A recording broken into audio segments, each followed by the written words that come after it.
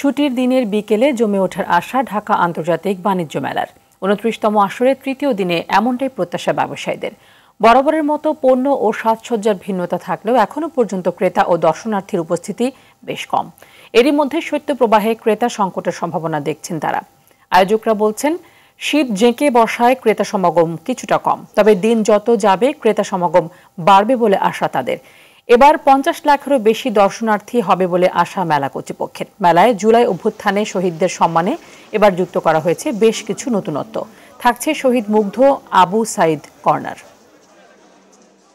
আমার খুব ভালো লাগছে, এই ফার্স্ট টাইম আমি মেলে এসেছি, তাই এটা একটু বেশি ভালো লাগছে। প্রথমেই টার্গেট থাকে যে নতুন কি আছে ওইটা, তবে এবার নতুনের ভিতরে যে জুলাই চত্বরটা বারবার মনে হয় সেই মিছিলের রাস্তায় ফিরে যাই।